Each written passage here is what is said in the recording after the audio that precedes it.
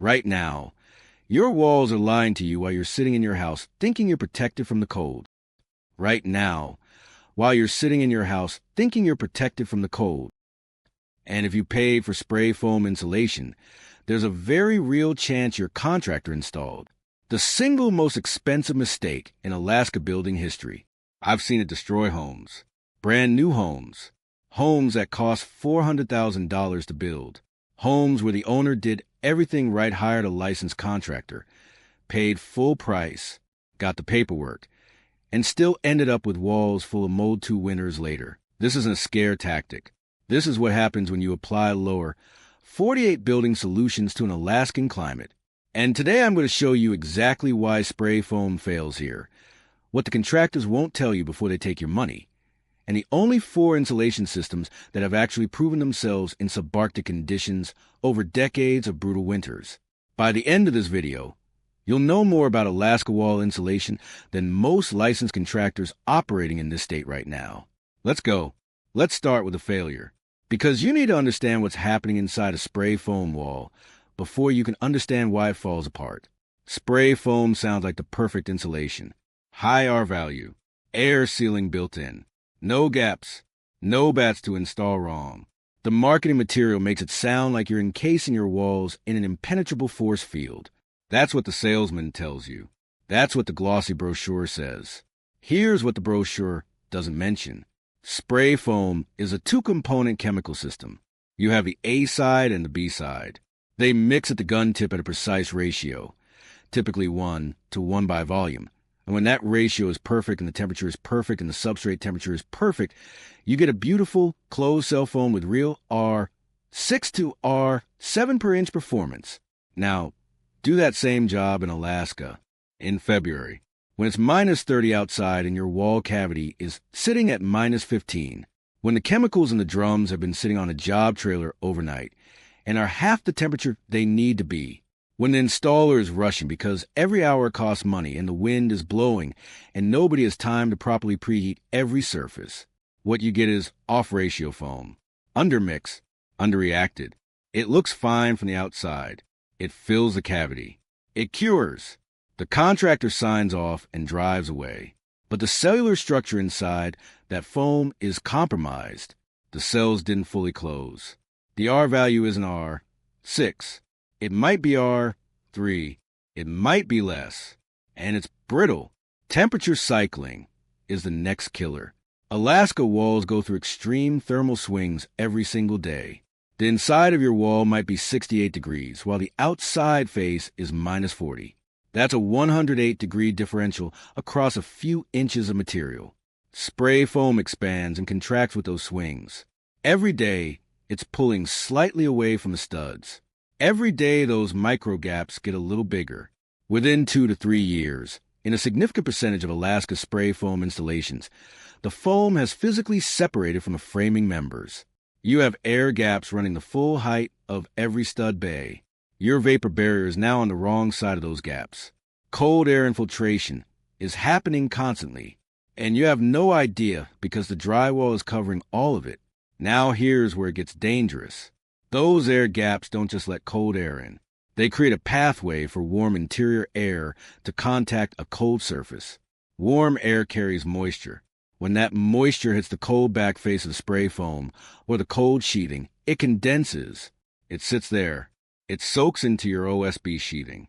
Week after week, winter after winter, it builds up. By the time you see a soft spot in your wall or smell that distinctive musty odor, you've got a rot and mold situation that might cost you $30,000 to remediate. I've talked to homeowners who went through exactly this. Paid $22,000 for a spray foam job on a new build. For winters later, opened up the walls for an unrelated repair and found OSB sheathing that crumbled in their hands. The foam looked perfect from the interior side. The destruction was happening on the cold side where nobody could see it. The contractor was long gone. The warranty was written in language that made it nearly impossible to collect, and the homeowner was left holding the bill. This is not a rare edge case. Alaska Housing Finance Corporation has documented moisture failures in spray foam installations across the state. Building inspectors in Fairbanks and Anchorage will tell you privately that spray foam callbacks are one of the most common problems they deal with. It's an industry-wide problem that's been quietly acknowledged for years, while homeowners continue to get sold the same product. So what does work? Let me take you through the 4 systems that have earned their place in Alaska construction through actual performance over actual decades. The first system is the one that built Alaska. Fiberglass bat insulation combined with a properly installed interior vapor barrier. This is the workhorse. The system that filled millions of square feet of Alaskan walls before the spray foam salesman showed up. And when it's done right, and that done right part is critical, it performs reliably for the life of the building. In a standard 2x6 wall cavity, you're using R19 or R21 fiberglass bats. But in Alaska, you're not stopping there. The exterior gets a layer of continuous rigid foam board. We'll come back to that. And the interior gets a 6mm poly vapor barrier installed on the warm side of the insulation, taped and sealed at every seam, every penetration, every outlet box. That vapor barrier is doing critical work. It's stopping interior moisture-laden air from ever reaching the cold parts of your wall assembly. The physics here is straightforward. Warm air holds more water vapor than cold air. When you stop the warm interior air from moving into your wall cavity, you stop the condensation problem at its source. The reason fiberglass outperforms spray foam in failure scenarios comes down to drying potential. If moisture does somehow get into a fiberglass insulated wall assembly, from an exterior leak, from a plumbing issue, from any source, the wall can dry out. The bats can be replaced. The assembly is accessible and reparable. A failed spray foam wall is a gut job. A failed fiberglass wall is a maintenance event. For R value, a properly built Alaska wall with R21 bats, continuous exterior rigid foam providing another R10 to R15, and a sealed air barrier is going to outperform a spray foam wall in real-world conditions, not just on paper, because the assembly stays intact and the air sealing doesn't degrade over time. Cost per square foot installed. Fiberglass bats typically run between $1.50 and $2.50 per square foot of wall area in Alaska, depending on thickness and location. The vapor barrier adds another 30 cents to 50 cents. This is roughly 1/3 to 1/2 the cost of a spray foam installation. The second system is mineral wool. Specifically, the high-density rigid mineral wool boards and semi-rigid bats made from spun basalt rock fibers. Brands like Rockwool and Thermofiber.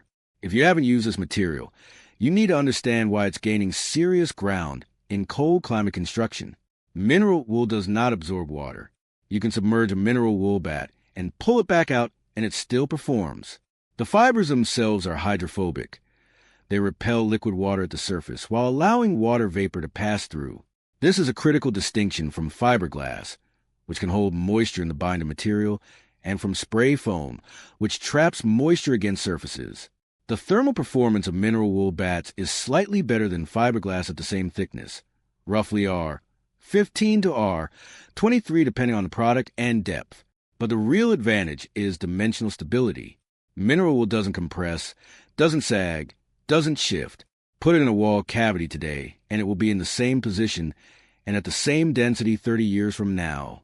There's also a fire resistance factor that matters enormously in Alaska's rural communities, where fire response times can be 30 minutes or longer. Mineral wool is non-combustible. It will not contribute to fire. It will not off-gas toxic fumes when exposed to flames.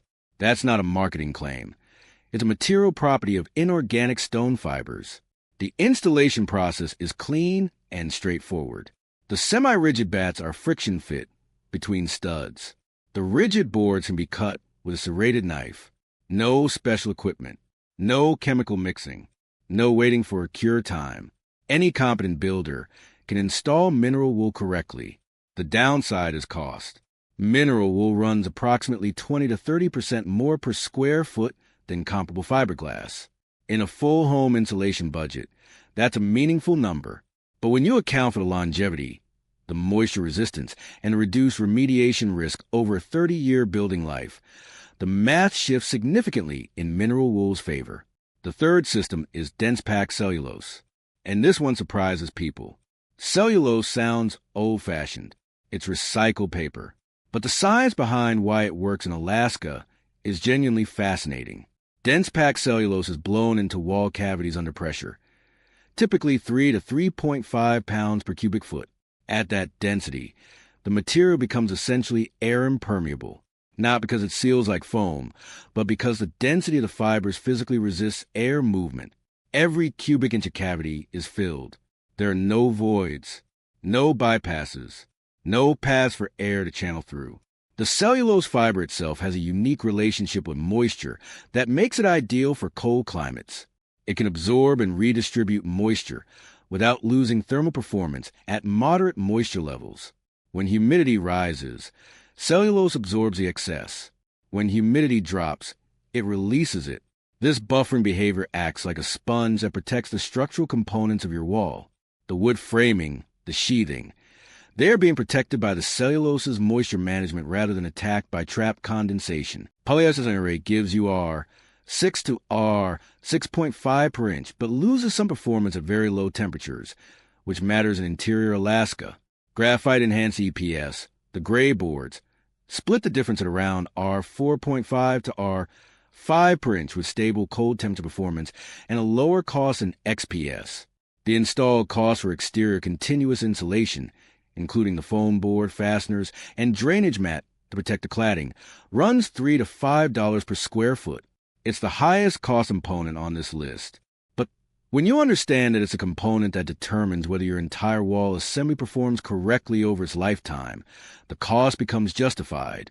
The best Alaska walls combine 2 or more of these systems: dense packed cellulose or mineral wool in the cavity, continuous exterior rigid foam as a thermal break, and an interior vapor retarder to handle moisture control. That's a wall assembly with real R40 to R50 whole wall performance, zero thermal bridging, managed moisture, and proven durability in climates where temperatures drop to -50 and stay there for weeks. Now let's talk about something that almost no insulation contractor will bring up in a sales conversation, because it doesn't sell product: air sealing.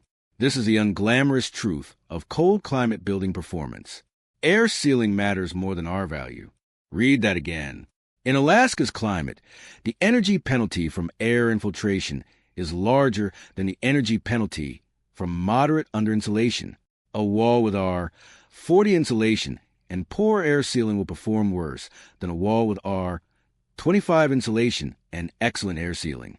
The physics is unambiguous. Moving air carries heat at a rate that fixed insulation cannot counteract. When warm interior air finds a pathway through your wall assembly, around a poorly sealed outlet box, through a gap at the top plate, along a pipe penetration, it doesn't just carry heat out, it carries moisture. That moisture deposits on cold surfaces inside your wall. This is convective moisture loading, and it's the primary cause of structural failure in Alaska buildings, far more common than vapor diffusion to the material itself. The practical implication is that your air barrier is as important as your insulation. In a properly built Alaska wall, you have multiple layers of protection. Your interior vapor barrier, taped and sealed continuously, acts as your primary air and vapor control layer. Your exterior sheathing, taped at panel seams, acts as your secondary air barrier. And your continuous exterior foam, with taped joints, provides a third layer of protection. Every penetration gets attention. Every outlet box on an exterior wall gets an airtight box or foam gasket. Every pipe that passes through the top plate or bottom plate gets caulked. Every can light that went into the exterior ceiling gets replaced with an airtight LED insert. This is not overthinking the problem. This is what separates buildings that perform from buildings that fail. The stack effect in a multi-story Alaska home works against you constantly. Warm air rises, pressurizes the upper floors, and forces its way out through every gap at ceiling level. Simultaneously, cold outside air is drawn in at lower levels. This cycle runs continuously all winter. A blower door test on a typical Alaska home built without strict air sealing attention will reveal 5 to 10 air changes per hour at 50 pascals pressure, 10 to 20 times leakier than what modern performance standards require. You're heating the outdoors. You just can't see it. A properly air-sealed Alaska home targets 0.5 to 1.0 air changes per hour at 50 pascals. Getting there requires a mechanical ventilation system, an HRV, a heat recovery ventilator. That brings in fresh air intentionally and exchanges it against outgoing stale air, recovering 75 to 85% of the heat in that exhaust airstream. You control ventilation instead of letting the building randomly ventilate through cracks and gaps. Your indoor air quality improves. Your heating costs drop dramatically. Your moisture loading drops.